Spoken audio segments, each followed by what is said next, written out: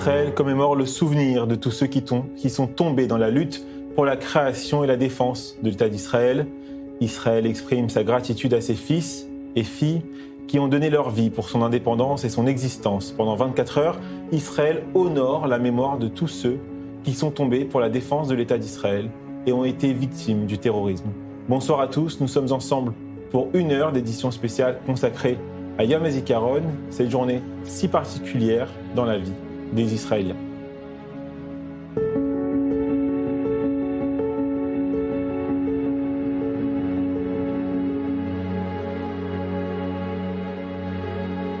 Rejoignons notre envoyé spécial à Jérusalem. Bonsoir Christopher Barolin. Vous avez suivi la cérémonie officielle de Yom HaZikaron pour i24 News. Oui, une cérémonie qui a duré un peu moins d'1 heure ici dans la capitale israélienne face au mur des lamentations, le mur occidental, le Kotel en fonction des dénominations, avec le président israélien Yitzhak Herzog et le ministre israélien de la Défense Israël Katz. Vous allez voir sur ces images de Sébastien Fresco cette flamme du souvenir qui va briller jusqu'à demain pendant 24 heures. Alors là, vous voyez qu'il y a des passants qui observent cette flamme du souvenir qui a été allumée par Israël Katz. Tout à l'heure, le président de l'État israélien. C'était en début de cérémonie, tout à l'heure, aux alentours de 20 heures. Une flamme qui est là pour rendre hommage aux plus de 25 000 soldates et soldats qui sont tombés pour l'État d'Israël à sa création il y a presque 78 ans, ou depuis 78 ans et les guerres menées contre l'État d'Israël.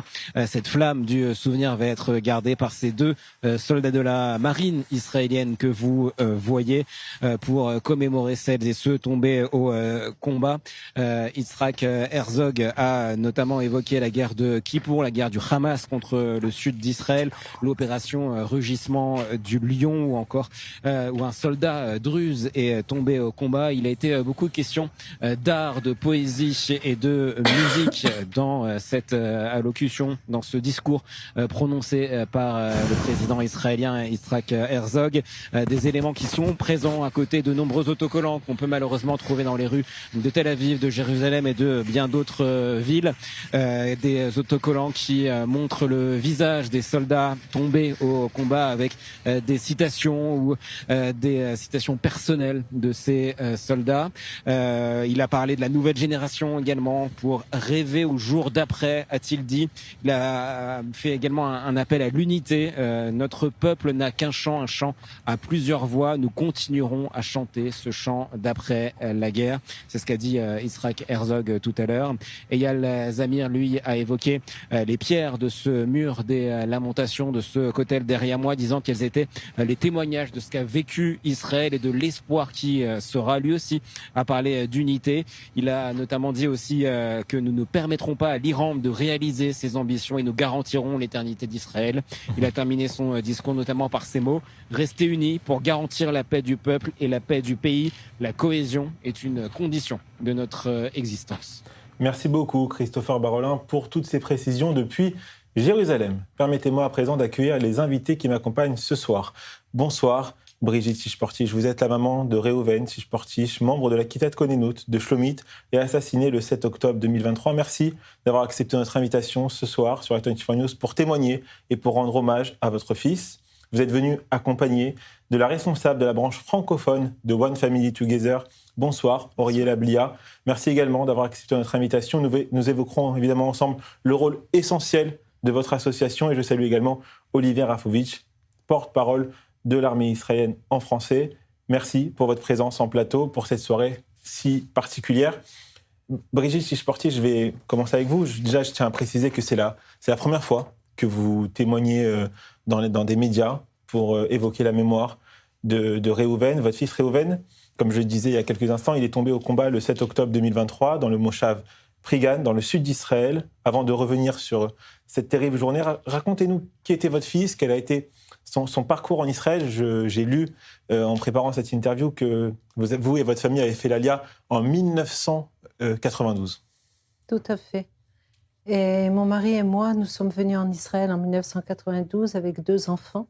Reuven, donc, qui avait 5 ans et demi, et Sarah, notre fille, qui avait à l'époque 1 an et demi. Et nous sommes venus en Israël. En fait, je suis moi-même médecin et mon mari est ingénieur en bâtiment. Et nous avions décidé à l'époque de laisser notre carrière, de tout laisser derrière nous, de façon à pouvoir monter en Israël, par amour de notre peuple, par amour pour notre terre et par amour pour notre Dieu, pour le Dieu d'Israël. Et donc nous avons fait notre alia, nous sommes arrivés à Jérusalem. Réhouven est rentré en Kita Aleph et il a donc poursuivi évidemment donc tout le cursus scolaire. Et il s'est marié à l'âge de 21 ans. Et mamash, quelques mois après, lui et sa femme ont décidé de s'installer à Shlomit. Il faut savoir que Shlomit, c'était en fait une région qui était non habitée. C'était ce qu'on appelle des roulottes, donc des dunes de sable, avec quelques caravanes.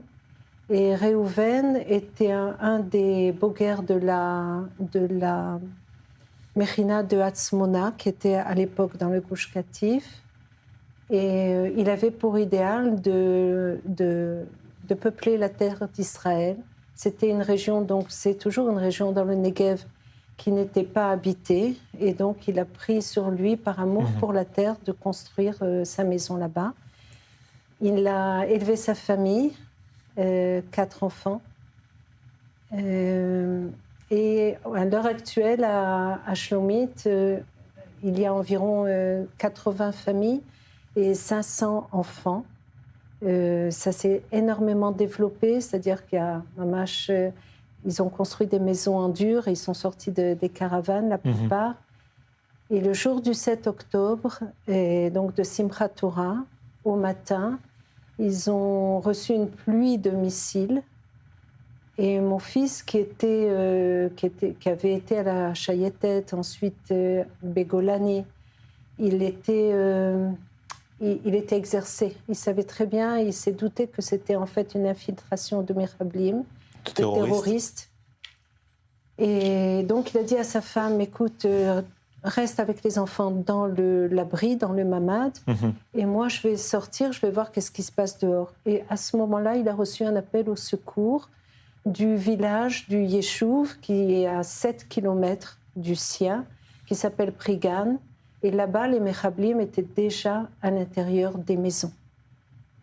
Et il a reçu un appel au secours des habitants qui ont fait appel à la Kitat Konenut, à l'unité de sécurité d'urgence. Et donc, c'est l'unité de Kitat Konenut de Shlomit, la seule qui a répondu à cet appel. Et on peut voir sur les images la destruction qu'ils ont commencé à faire. On voit l'impact des balles et des grenades, parce qu'ils avaient un armement qui était très sophistiqué. Et les habitants, en fait, ont décrit à Réhouven, venez vite, parce qu'on les entend, on entend leur malédiction en arabe, venez nous sauver. Et là, Réhouven n'a pas hésité. Il est parti avec 2 amis à lui, parce qu'il fallait aussi défendre Shlomit. Donc, ils ont divisé la Kitat Konenut, et une partie est partie porter secours à la population. Là-bas, il faut savoir qu'il y avait environ 12 terroristes dont le but, en fait, était de créer une percée dans la bretelle de Yeshuvim qui se trouve là-bas. Bien sûr. Il faut bien savoir qu'en fait, de Prigan jusqu'à Shlomit, il y a une continuité de plusieurs Yeshuvim. Okay. Donc, c'est une population importante d'hommes, de femmes et d'enfants. À Prigan, il n'y avait pas de Kitat Konenut et c'était toutes des personnes âgées, donc qui n'avaient pas de possibilité de se défendre. Et il a mené une lutte contre les terroristes du Hamas pendant 1 heure et 10 minutes. Et au bout d'1 heure et 10 minutes, il a été touché au cou, donc il est mort sur place. Et juste après ça, les Mechablim ont décidé, les terroristes ont décidé de se replier parce qu'ils ne s'attendaient pas en fait à une résistance pareille. Ils pensaient qu'ils pouvaient tuer, piller, violer et continuer leur mission jusqu'à la frontière de Mitzraïm, puisque comme on peut le voir sur la carte, Yeshuv est à la frontière entre l'Égypte et Gaza. Et par ce fait-là, il a sauvé en fait toute la population. Ça fait bientôt 3 ans depuis le 7 octobre 2023. Comment une famille, elle se reconstruit après un tel drame? Et il y a quelque chose d'un petit peu paradoxal. L'amour d'Israël, de la terre d'Israël est tellement grand, et l'amour du peuple d'Israël est tellement grand, que le fait qu'il a sauvé des vies humaines, c'est pour nous un objet de gahava, de fierté, et c'est un objet également de consolation. Cela n'entame rien à la grandeur de la douleur. Bien sûr. Mais ceci dit, nous sommes fiers de ce qu'il a fait et comment nous, on se reconstruit. Là, je dois parler de One Family, de l'organisation de One Family qui nous a beaucoup aidés. Avec sa représentante en plateau, Auriella Blia. Avec la représentation de Auriella Blia, qui est devenue une amie également. Auriella, 51 citoyens français ont été assassinés le 7 octobre 2023 et ils sont nombreux à être tombés au combat lors de la guerre depuis. 37. Quel est le rôle de la branche française de One Family pour ces familles endeuillées, pour les téléspectateurs qui ne connaissent pas votre mouvement, votre association? D'abord, on fait ce qu'on fait pour toute famille en Israël qui est victime du terrorisme ou de la guerre, c'est-à-dire qu'on est là, ils rentrent dans notre famille, One Family, notre famille, et on leur apporte tout le soutien que nous pouvons apporter, que ce soit par des thérapies, dont peut-être parlera Brigitte tout à l'heure, mais par des thérapies, par des moyens financiers, par des moyens médicaux, des moyens légaux. On est là, on leur tient la main, ils savent qu'ils peuvent nous appeler 24/7, ils savent qu'on est là, qu'on répond tout le temps et qu'on essaie vraiment de faire tout pour qu'ils puissent avancer et puissent continuer, surtout continuer et s'accrocher. Maintenant, pour les Français, il y a la reconnaissance de l'État français face aux victimes du terrorisme françaises à l'étranger et en terre de France. Donc en Israël, ça marche aussi. Et donc, toutes les familles dont je m'occupais déjà avant le 7 octobre, et aussi celles du 7 octobre, donc les 51 dont vous avez parlé, ont été reconnues victimes de terrorisme, donc du 7 octobre jusqu'à minuit pour les soldats. Et ensuite, il y a eu au total, malheureusement, 37 soldats franco-israéliens qui sont tombés depuis le 7 octobre jusqu'à aujourd'hui. Et il y a eu quelques autres attentats où des Français ont été touchés, blessés, des enfants blessés par exemple par Anana, ou bien un Français qui a été tué à l'attentat de Ramoth au mois de septembre. Donc là, effectivement, grâce au fonds de garantie, on peut aussi apporter une aide de la France. Olivier, One Family, comme Auriella vient de le dire, c'est un accompagnement, c'est une grande famille. Elle dit que ces familles endeuillées entrent dans la famille de One Family. Et c'est vrai que malheureusement, année après année, des personnes rejoignent cette famille. Et comme le dit Auriella, on a déjà échangé ensemble, mais c'est une phrase que je récupère de ce que vous dites. C'est vrai que c'est une famille qu'on n'aime pas voir grandir, cette famille-là des endeuillés. Plus de 170 soldats de Tsahal sont tombés depuis le dernier Yom HaZikaron. Ça a été une année difficile pour Tsahal. Bonsoir, d'abord merci de m'avoir invité dans votre programme ce soir, un programme évidemment particulier. Je voudrais évidemment vous transmettre d'abord mes condoléances depuis la mort de votre fils, et puis également transmettre ce soir à toutes les familles endeuillées en Israël un message d'abord d'amour pour toutes ces familles qui payent le prix ultime de la vie de leur fils, de leur père, de leur femme, de leur sœur. Et nous sommes en guerre. Nous sommes dans une guerre existentielle depuis le 7 octobre 2023. Une guerre dans laquelle vous avez mentionné le Hamas, mais il y a aussi le Hezbollah, il y a aussi les Iraniens, il y a aussi les milices Houthis, il y a aussi...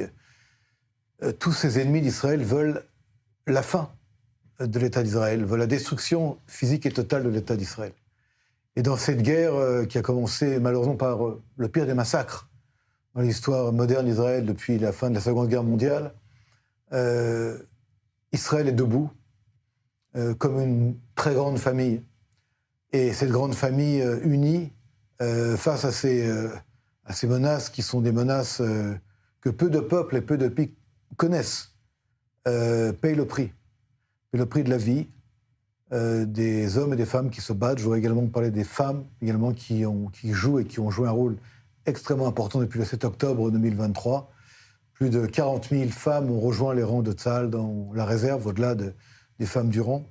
On a eu des femmes pilotes de chasse dans les opérations contre le régime des Mollahs. Et le shrol, c'est-à-dire le deuil, fait malheureusement aujourd'hui partie d'Israël. Depuis la naissance d'Israël, même depuis bien avant. Puisque nous comptabilisons également ceux qui sont tombés durant la période du Yishuv, durant la période où Israël était en progression depuis vers... 1860. Tout à fait. Et je voudrais quand même dire quelque chose, c'est que la différence fondamentale qui ne donne pas, de bonheur ni de plaisir, mais en tout cas qui donne peut-être une force à toutes les familles endeuillées, c'est que nous sommes aujourd'hui un peuple qui se bat pour se protéger contre nos ennemis.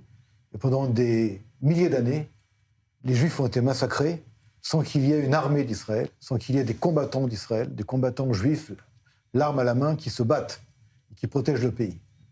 Et le Yom HaZikaron, le jour du souvenir, c'est peut-être après Yom Kippour, en Israël, le jour le plus sacré. Ce n'est pas un jour religieux, mais il marque l'importance fondamentale de ce qui se passe ici. Brigitte Tisch-Portisch, c'est vrai que chaque année, ces commémorations, ces images qu'on connaît que trop bien de ce deuil, de ces familles qui vont dans les cimetières militaires, est-ce qu'on se dit que ça peut arriver qu'aux autres, avant un tel drame, où on se dit qu'étant citoyen israélien, ça peut nous arriver aussi? Je vous dirais qu'ici en Israël, un juif développe énormément sa confiance en Dieu. Le fait de venir en Israël, c'est parce que c'est une mitzvah d'habiter en Israël. Et donc, on s'en remet à Dieu. C'est un programme divin qui va amener en fait à la délivrance du monde entier et qui va passer par le peuple d'Israël. On est un peu on appelle ça le lanceur d'alerte. On est la pointe de la flèche qui va en fait ouvrir ce passage. Donc on est on est confiant et on sait que tout ce qui se fait est dirigé par le Dieu d'Israël. Et comment va votre famille? Comment vont les enfants de votre fils, son épouse? Comment ils se portent aujourd'hui? Ils font preuve de beaucoup de courage et beaucoup de confiance. Et ils vont de l'avant en même temps que la perte est immense. Et c'est presque de l'héroïsme, mais c'est une volonté de vie qui définit le peuple d'Israël. Le peuple d'Israël, c'est un peuple qui veut la vie, qui cherche la paix, qui cherche la vie, qui développe la vie. Toutes les techniques, les hautes technologies sont israéliens. C'est un pays qui va de l'avant. C'est un pays qui a toujours été un pays qui amène la lumière au monde. Et on continue dans cette mission. Auriella Blia, tout à l'heure, Myri Maman a interviewé Alexandra Amsalem, la maman du soldat tombé, Eli Amsalem, que vous devez aussi connaître. Elle a déclaré tout à l'heure « On ne se relève pas, on apprend à vivre avec ». Est-ce que c'est un sentiment partagé par d'autres familles que vous soutenez? Bien sûr. Ne se relève pas, on apprend à vivre avec. Évidemment. Nous souvenons aujourd'hui ceux qui ont eu la chance de ne pas connaître ce genre de douleur et de deuil. c'est finalement globalement, depuis ce soir jusqu'à demain soir, après on rentre dans la Masmaout et on reprend la vie et on reprend le cycle jusqu'à l'année prochaine. Les familles qui ont eu la douleur de perdre un des leurs dans un attentat ou dans une guerre, elles vivent avec ça 24/24. Donc c'est évident qu'on ne peut pas se relever d'une chose pareille. On peut pas, c'est une amputation totale. Pour une maman, c'est l'amputation d'une partie de son être. C'est ce qu'elle disait également, effectivement. Donc, c'est ce que je vous disais tout à l'heure, c'est que nous, on essaie de leur apprendre, de leur donner, de faire qu'elles se rencontrent entre elles, parce que finalement, des mamans qui ont perdu en commun un enfant, peuvent beaucoup mieux comprendre la douleur de l'autre maman, même par un seul regard et sans aucun mot, ou par un sourire, ou par une larme, que ceux qui sont à l'extérieur, malgré tout l'amour qu'ils peuvent vouloir donner. Bon, maintenant, ça fait 25 ans qu'on est dans l'association, donc on comprend, on devine, et c'est pour ça qu'on construit des choses pour eux. Par exemple, il y a Shabbat, le week-end dernier, on a eu plus de 400 et quelques personnes qui sont venues, tous des parents endeuillés, et c'était pour recevoir aussi, justement, voilà, c'est ce que disait tout à l'heure Brigitte dans le taxi pour venir, c'est pour recevoir des outils qui nous permettront de tenir et de tourner jusqu'à l'année prochaine. Il faut, voilà, on est tombé, mais il faut se relever et on le reprend. Olivier, on ne se relève pas, on apprend à vivre avec? C'est une question terrible et je voudrais avoir toute l'humilité pour y répondre un petit peu. D'abord, ce Yom HaZikaron, ce jour du souvenir, il fait que on le marque aujourd'hui officiellement, mais en fait, pour les familles endeuillées, c'est toute la journée, c'est toute la semaine, tout le mois, toute l'année, tout le temps, le jour du souvenir. Et Israël, comme vous le voyez, un peu partout en Israël, il y a un peu partout un mémorial, ici un endroit où il y a eu un attentat. On n'oublie pas en Israël, on n'oublie rien ici. On n'oublie rien pour le peuple, mais on n'oublie rien aussi pour les familles qui ont payé le prix ultime. Mais on se relève, parce qu'il n'y a pas de choix. Nos ennemis veulent que nous soyons à terre. Ne l'oublions pas. Dans leur propagande anti-israélienne, anti-sioniste, antisémite, ils veulent nous présenter comme des gens qui vont avoir un genou, 2 genoux à terre. Ils veulent nous mettre à terre. Donc c'est parce qu'il y a cette obligation de se lever que justement les familles endeuillées sont peut-être souvent les premières, les plus fortes à tenir. Et à tenir comme un exemple pour le pays. C'est pas par hasard que dans cette cérémonie ce soir, au Kotel à Jérusalem, ces familles et ces femmes, ces pères sont honorés par les dignitaires d'Israël, parce que ce sont des exemples, malgré eux, mais ils deviennent des exemples. Ils deviennent, excusez-moi du terme, si vous me permettez, avec votre permission, Madame Portiche, ils deviennent un Kotel, un mur, mais pas un mur de lamentation, un mur de force. Tout à fait. Un mur de force. Et nous, à Tzahal, on regarde ces familles pas avec une tristesse, mais avec, je dirais presque avec un regard de fierté, parce que on est là pour eux. On est là pour cette famille. Nos enfants sont là pour cette famille, pour ces familles-là. Et imaginez-vous un instant que, parce qu'il y a eu des morts, je vais également parler, si vous me permettez, de 25 000 blessés depuis le 7 octobre 2023, dont 2 000 dans des situations physiques extrêmement difficiles, qui, eux, continuent à vivre malgré parfois des amputations multiples et des problématiques psychologiques, psychiatriques et autres. Tout ça fait que nous devons être très forts. Et regarder le visage de ces mamans, les entendre, ça nous donne encore plus de force, encore plus de courage. Excusez-moi. Alors, très rapidement, oui, non, juste pour dire, 30. ce sont des exemples de vie.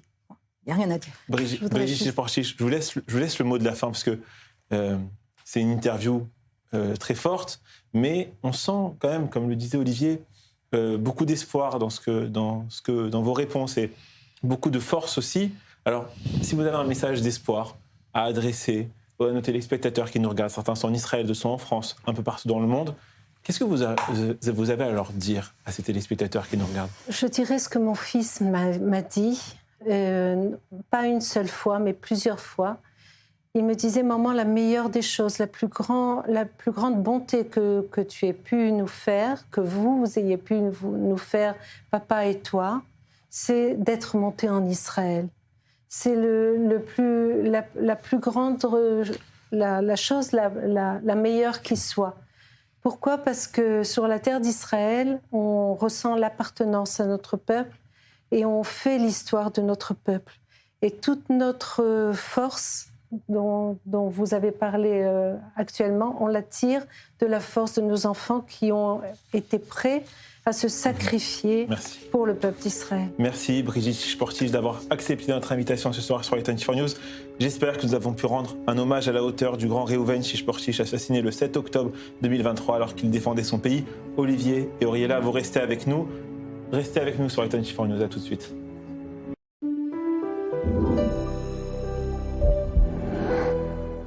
Ne repoussez plus vos travaux pour un problème de budget. Avec Brico Dépôt, lancez-vous. Pour bâtir, creuser, tondre, tronçonner, nettoyer. Des prix bas et du stock. Avec Brico Dépôt, allez, aux travaux! Enfin un moment tous les deux. Profitez-en pour commander vos plats préférés sur Deliveroo. Bonjour. Et pour un plat acheté, le deuxième est offert. Deliveroo. Ah, là on est bien. Israël Bonds soutient Israël depuis 1951, lorsque la guerre contre le Hamas a éclaté. Les Israël Bonds ont répondu à l'appel, prouvant qu'ils sont beaucoup plus qu'un investissement. Ils sont un soutien essentiel. Les Israël Bonds sont des obligations émises par l'État d'Israël. En choisissant de souscrire à des Israël Bonds, vous investissez directement dans l'État d'Israël. Un soutien concret pour l'avenir d'Israël. C'est le moment, bâtissons l'avenir ensemble. להשאיר חותם. מה זה אומר? כן, כן. להיות מפורסם. עוד מישהו? להאיר לעולם את הדרך. מתחממים, להפוך את הבלתי אפשרי לאפשרי. יוריקה! אתה. להגיע הכי רחוק שאפשר. למתוח את הגבולות האנושיים. זה להשאיר חותם. מתחילים? יש הרבה דרכים להשאיר חותם. רובן מתחילות בטכניון. Leave a mark. Aujourd'hui, nous avons besoin de votre aide plus que jamais. Le Magen David Adom, l'Organisation nationale des secours en Israël, fait face à un besoin urgent. 300 ambulances supplémentaires. Chaque ambulance est une lueur d'espoir pour ceux qui en ont désespérément besoin. Chaque seconde compte lorsqu'une vie est en jeu. Votre générosité peut faire la différence. Un simple don peut sauver des vies, apporter de l'espoir et offrir un avenir à ceux qui comptent sur nous. Danse, musique et magie vous plongent dans l'histoire de Jérusalem. This is Jérusalem, une comédie musicale inoubliable où le passé et le présent se rencontrent. Bienvenue au cœur de la ville la plus convoitée au monde. This is Jérusalem, une expérience unique seulement au Kikara Musica. Réservez vos places dès maintenant sur thisisjerusalem.co.il.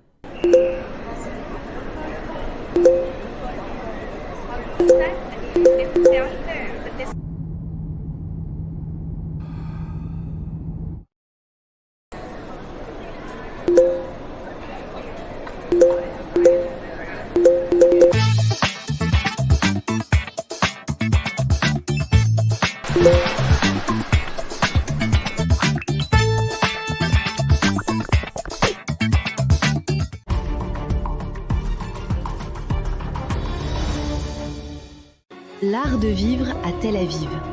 Ybox en redéfinit les standards. Ybox, votre nouvelle adresse en Israël.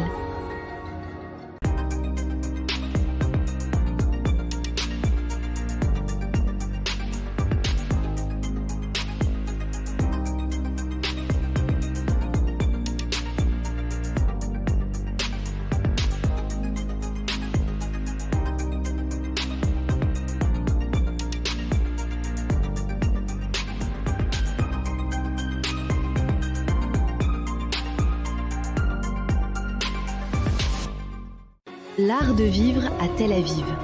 Ybox en redéfinit les standards. Ybox, votre nouvelle adresse en Israël.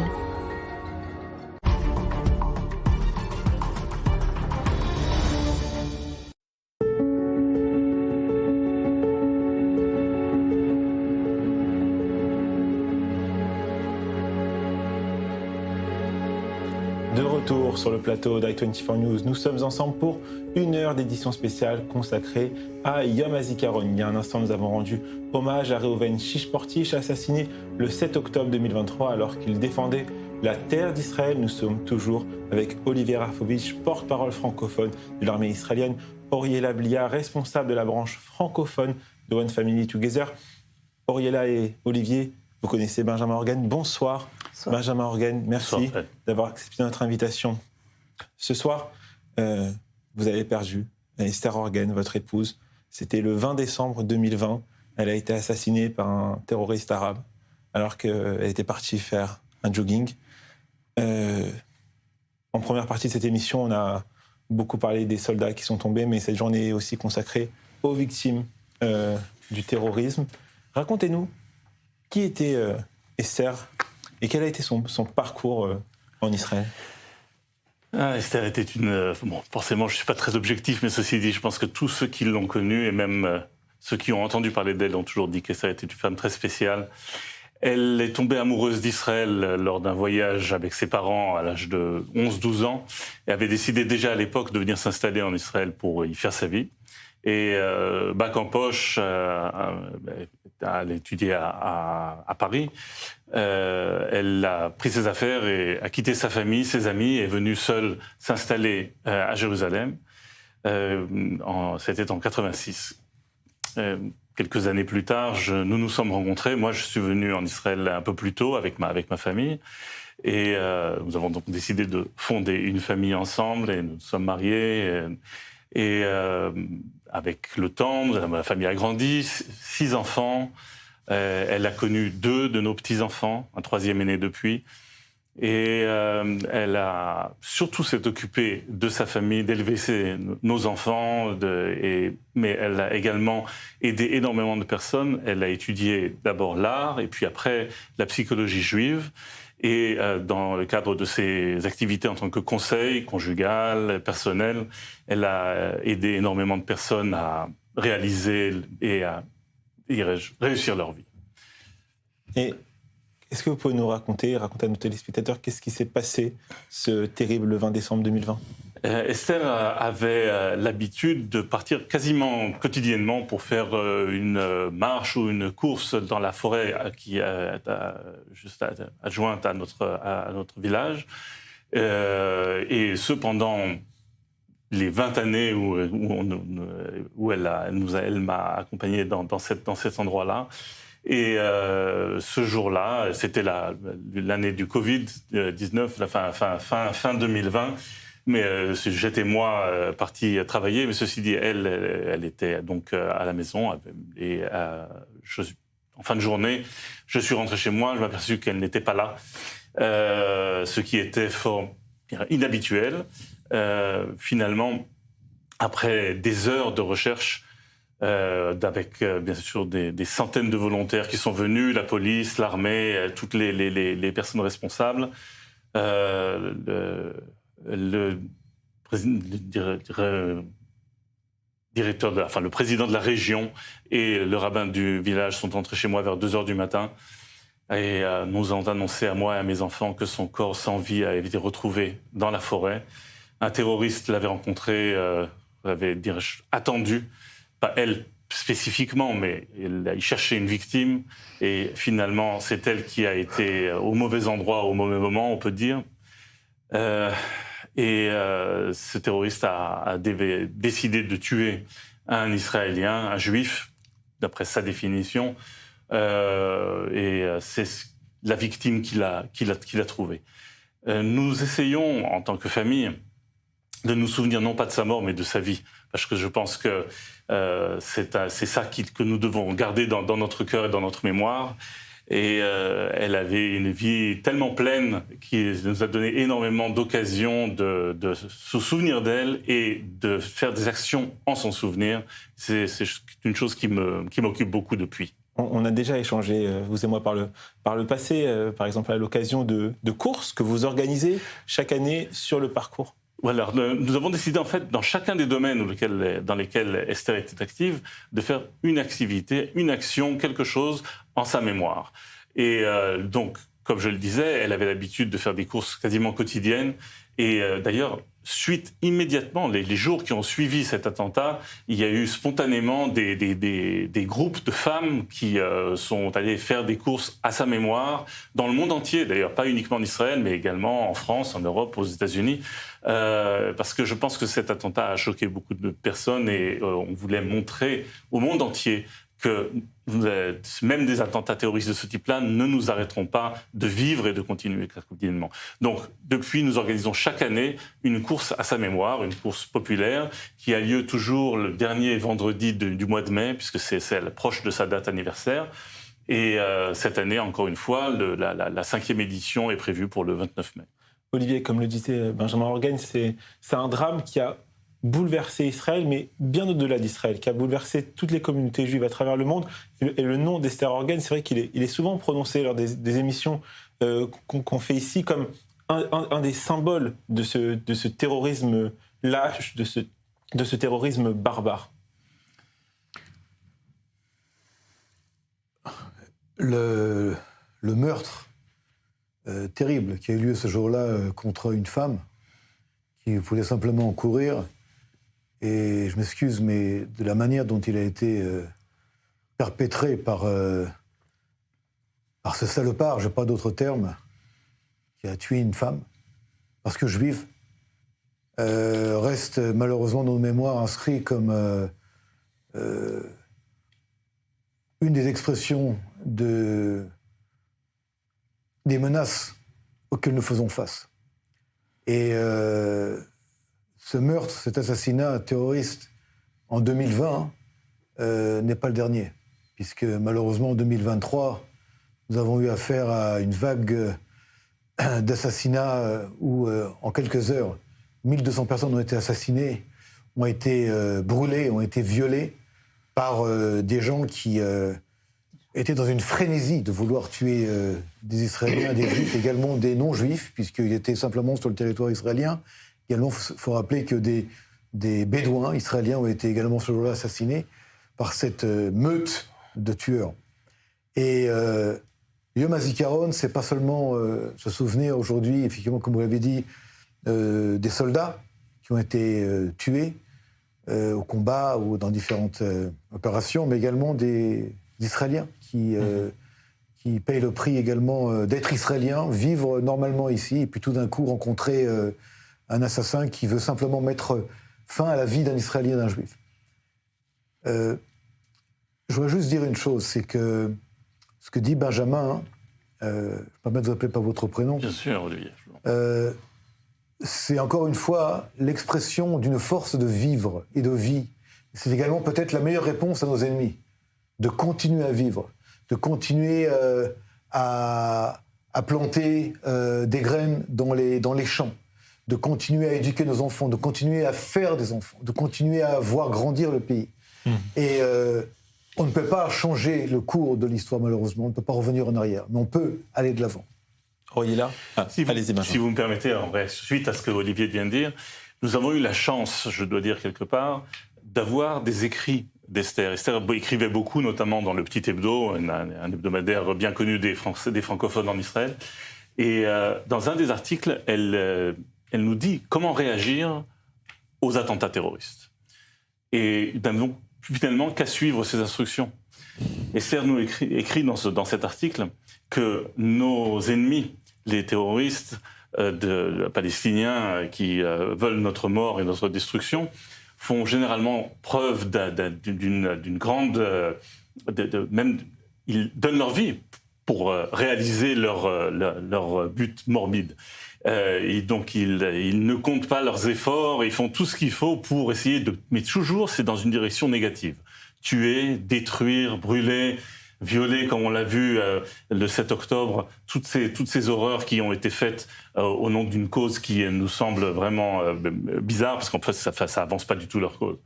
Et Esther nous dit, ce qu'il faut, c'est investir les mêmes efforts, la même énergie de vivre, mais dans des directions positives, de construction, d'amour, de beauté, pour justement essayer de remettre les choses en ordre, de ramener un petit peu d'harmonie dans cette vie qui a été malheureusement, dirais-je, blessée par ces efforts-là.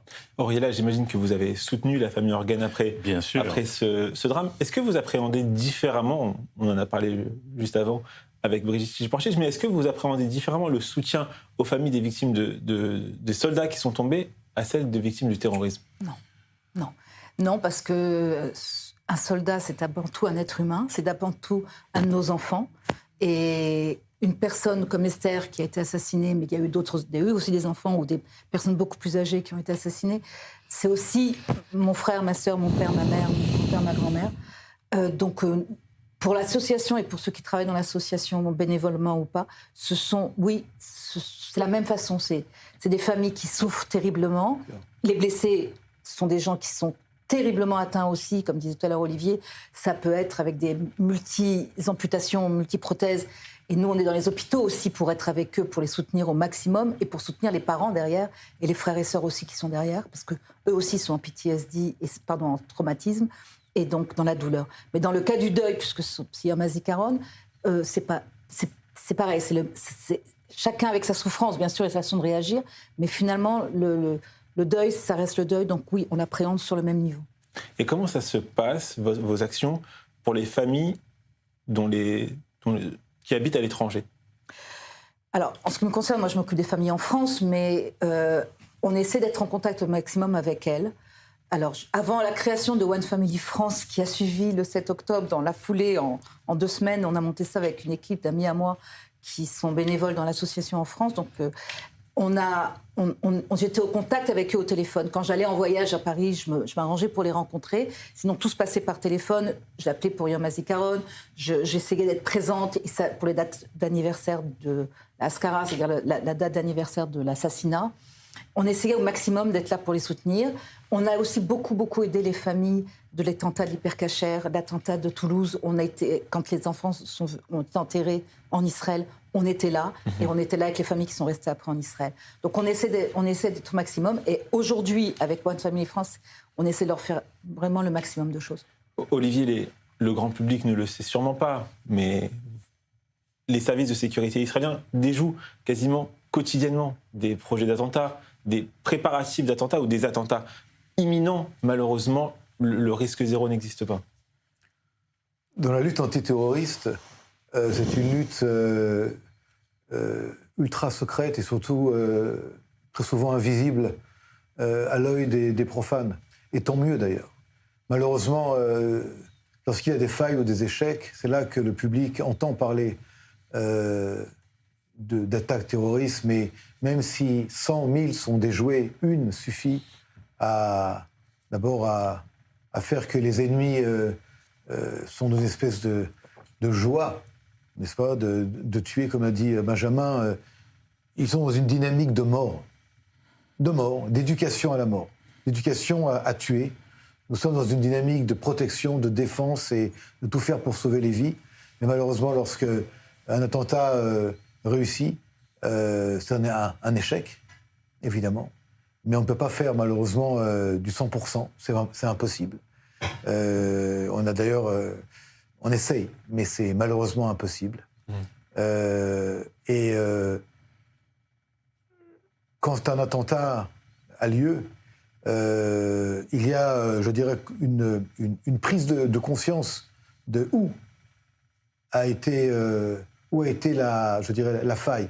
Et dans le cadre d'attentats, entre guillemets, ce qu'on appelle de loup solitaire, je n'aime pas ce terme parce que il y a tout un appareil qui accompagne, qui enveloppe. Si c'est au niveau idéologique, moi j'ai connu par exemple des grands-mères, n'est-ce pas, qui cousaient le gilet explosif à leur petit-fils pour qu'il aille à la mort. Je répète, une grand-mère palestinienne qui cousait un gilet explosif à son petit-fils pour qu'il aille à la mort. Et lorsque des terroristes sont éliminés ou s'explosent eux-mêmes, eh bien ils deviennent des martyrs qui sont vus comme des héros.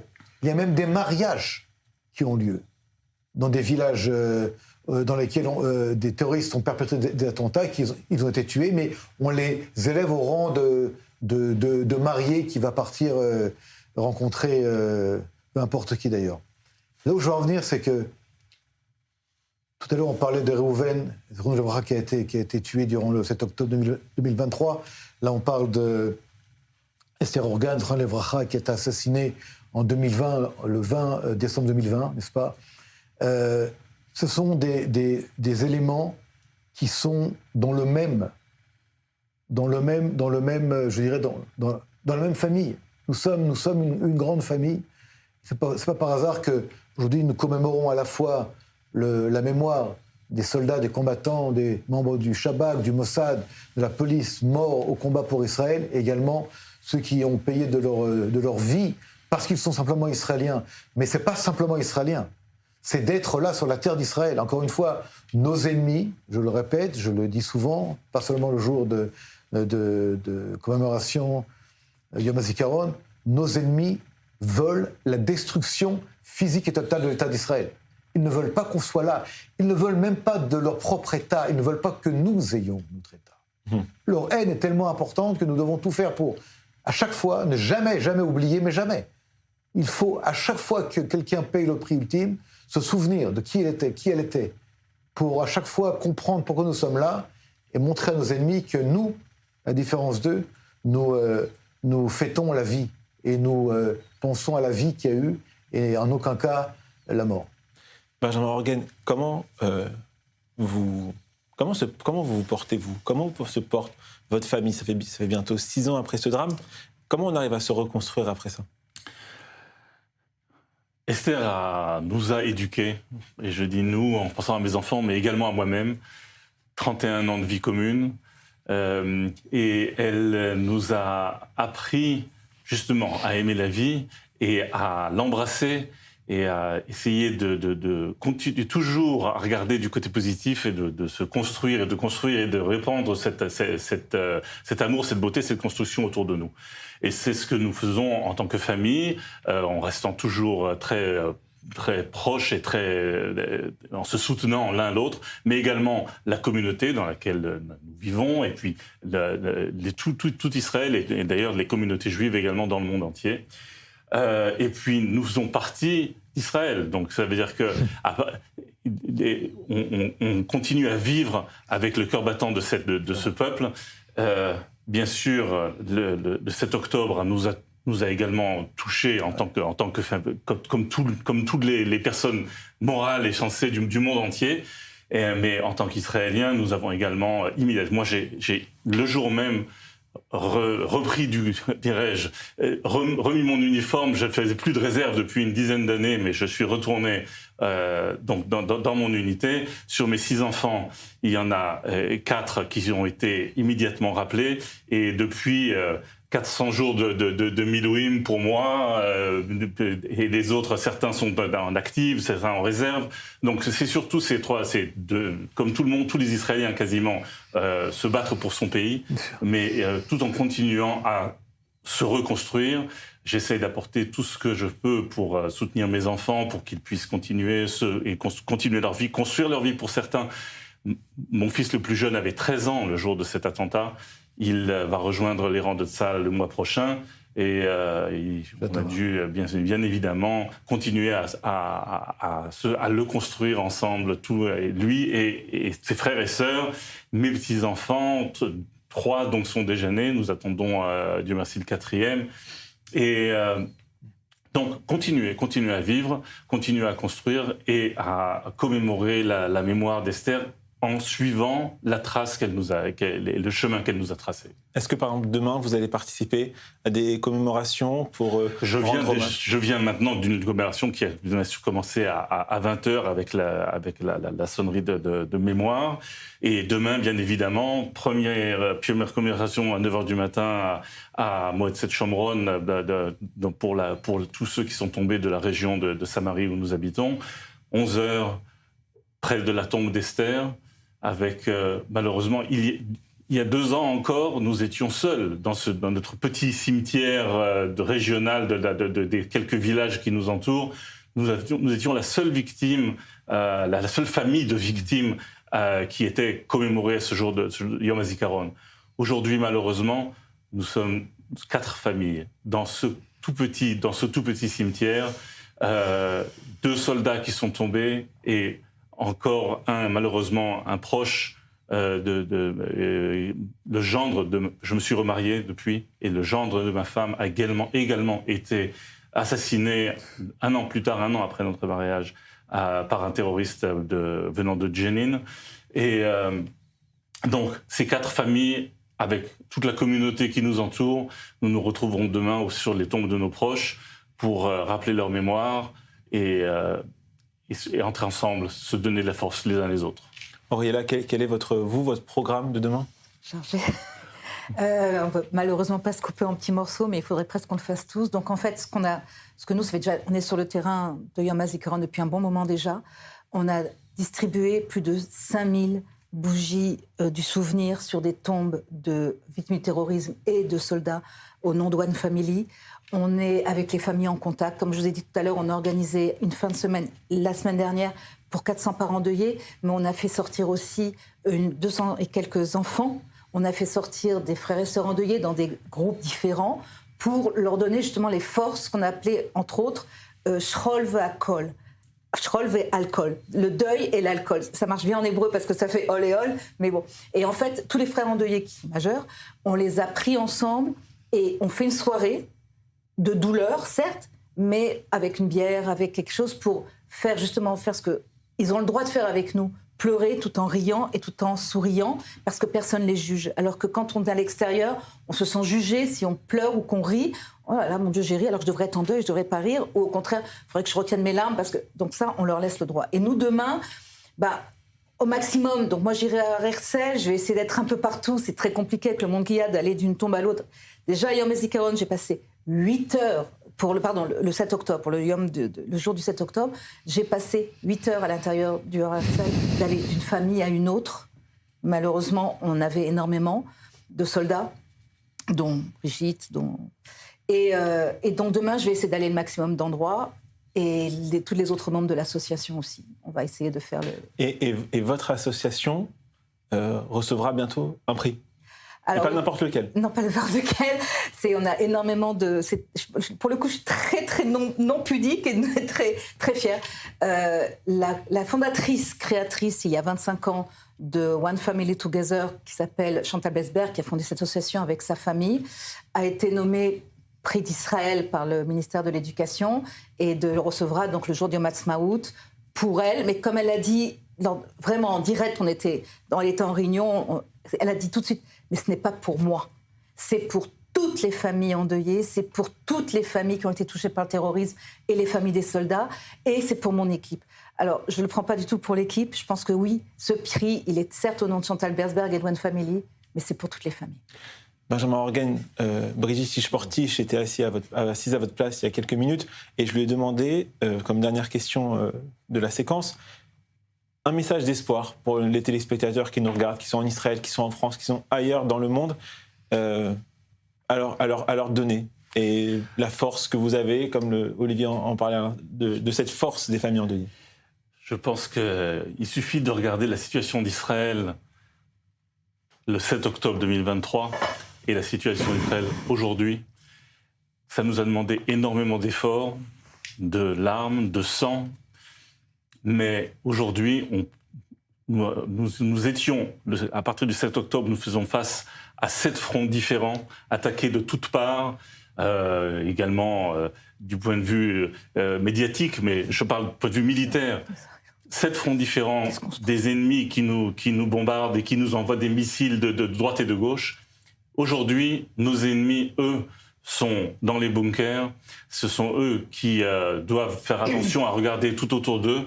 Et Israël se trouve dans une situation bien meilleure du point de vue et sécuritaire et politique. Et je pense il suffit d'ouvrir les yeux, de regarder ce qui se passe, et ça nous donne un espoir énorme qu'on va continuer à aller de l'avant, construire ce pays qui a un avenir radieux devant lui, et de garder le cap. Et c'est de se souvenir que tous ces morts, tout ce sang qui a été versé n'est pas pour rien. Et bien sûr, c'est notre rôle aujourd'hui, ceux qui sont là, qui les survivent, de se souvenir de toutes ces personnes qui ont donné leur vie et de réaliser leurs idéaux. Merci beaucoup. Et demain soir, évidemment, Israël basculera de la tristesse à la joie. C'est toute la force de ce pays de toujours se relever des drames. Merci à tous d'avoir regardé cette édition spéciale consacrée à Yom HaZikaron. Merci beaucoup Olivier Rafovitch, Auriel Ablia, Benjamin Orgen pour votre participation à l'émission du soir consacrée à Yom HaZikaron. Je vous donne rendez-vous demain soir à 21h30 pour une édition spéciale, cette fois consacrée à Yom HaAtzmaut avec 4 débatteurs de SAS Débat ici en plateau à Tel Aviv. Une pensée à toutes les victimes de la barbarie des ennemis d'Israël. Bonne soirée à tous sur Elton Chifor News.